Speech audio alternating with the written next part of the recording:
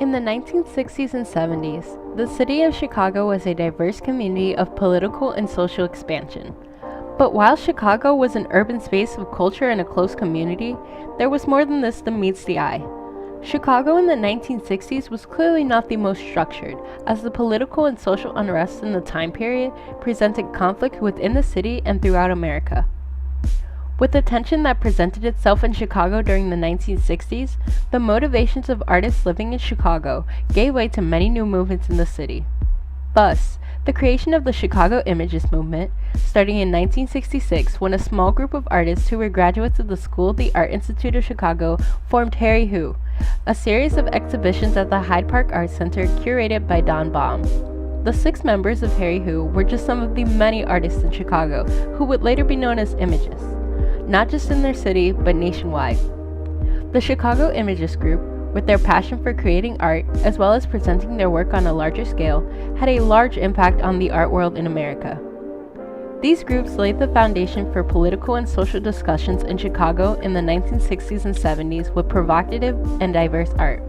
While it may seem as though the Imagists participated in a movement with little impact, as opposed to movements such as pop art, the Imagist groups brought extensive attention to the Chicago art world. This can be seen as the press became infatuated with the image of groups such as Harry Who. The Imagists commented on events such as civil rights, feminism, and the Vietnam War through original, innovative, and personal art pieces. These groups inspired many other artist movements throughout the country and sparked attention in places such as New York. These artists left a deep imprint in art history and continue to be relevant today. The heart of the Imagist movement laid in the School of the Art Institute of Chicago, also known as SAIC. As many artists graduated from the school, the hope to present their artwork on a larger scale inspired the upcoming artists in Chicago to bring themselves forward. In mid-60s Chicago, however, artists did not have many galleries to present their work in. Soon, these upcoming artists found a new home to showcase their work, the Hyde Park Art Center, when Don Baum became the director in 1956. Baum, who had various connections in the art world, aimed to give artists in Chicago a space to get their work noticed. Here, he brought together a small group of artists: Jim Nutt, Art Green, Sue Ellen Roca, James Falconer, Gladys Nilsson, and Carl Worsom, who later became the Harry Who. On February 25, 1966, the first Harry Who exhibition was held at the Hyde Park Art Center.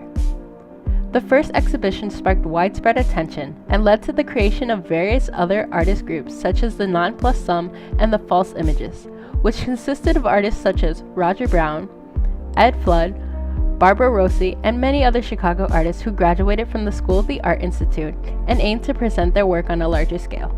These Imagist groups continued to make themselves a larger presence in Chicago. The Chicago Imagists were a diverse group of artists who differentiated themselves from previous art movements in Chicago and throughout the world. The origins of the Chicago Imagist movement were brought up at the beginning of the 20th century when the International Exhibition of Modern Art made its way to the Chicago art scene in 1913, sparking new artist movements inspired by those of New York's. Modeled by the artist movements presented in New York City, Chicago in the 1940s became a developing art community. Surrealism and Dada artist movements from the 1920s, as well as pop art movements beginning in the 1950s, closely shaped Chicagoans' art community to broaden the spectrum of unique and new art. These movements presented the base for the new Chicago artwork to expand in the 1960s, creating the movement of Imagism.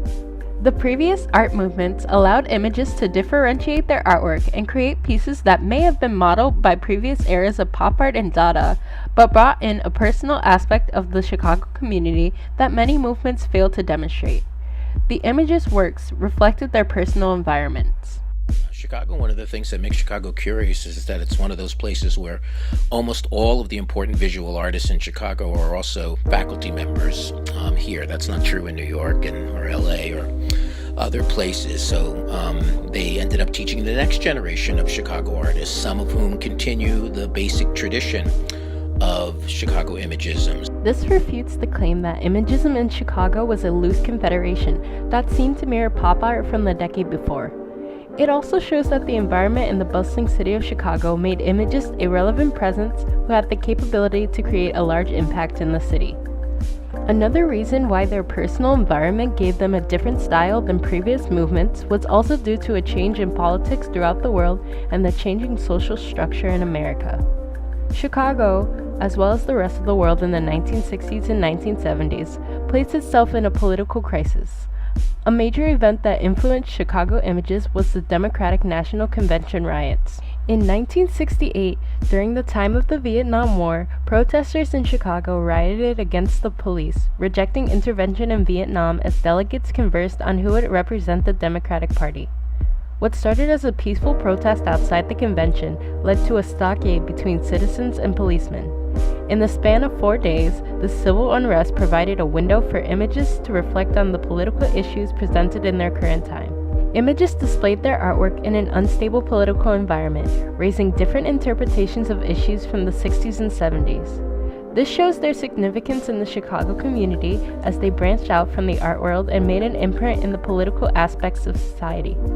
These political debates soon shifted to social issues, as the unrest of the people became more and more heard. Not only did the work of the Chicago Imagists impact the politics of the 1960s and 70s, but it also accounted for the social scene. While Chicago was a flourishing urban space, the neighborhoods were separated racially as the civil rights movement was well in act. Civil rights played a large role in the Chicago community as it became an influential event, as in the Imagist artwork in the 1960s and 70s. After World War II, race riots in Chicago posed a great threat to the social status of minorities in Chicago. These riots led to police brutality as well as a social divide in the Chicago community, not only between whites and blacks, but many other groups such as Puerto Ricans. Race riots reached extreme levels, especially on the west side of town, due to the assassination of Martin Luther King Jr. in 1968, which impacted the opening of the third and final Harry Hoot exhibition. Not only did race impact the Imagists, but the ideas of feminism in the 1960s also played a role in the Imagist artwork. With the remaining social hierarchy between women and men in America, the Imagists did not distinguish between men and women as artists, promoting a sense of equality contrary to the social standards presented during the 1960s. The civil rights movement, as well as the processes of feminism and equal rights, gave the Imagist movement a sense of personal conflict needed to create art for the public in order to establish social change in Chicago during this controversial time period. The Chicago Imagist movement had a large impact in the 1960s with its unique distinctions, political presence, and social interference. Today, Imagism has left a large impact on the Chicago community as well as American history. They have undoubtedly been a movement in the history of art in Chicago, and to some degrees as national artists as well. They've gone on to long and significant careers, success in the marketplace, retrospectives of their individual works, books written about them. So there's no question that it has stood out as a very, very important visual art movement in Chicago. Probably the single most important one in the history of art in Chicago would be Imagism and the things that are around it. And it still continues to this day. Chicago Imagist movement did not just change the art world, but it found its way into the social and political aspects of society. With the Hyde Park Art Center remaining as a strong outlet for artists for 75 years, as well as SAIC being one of the top art schools in America. The Imagists leave behind decades of art that can only be understood by the world constructed in the 60s and 70s.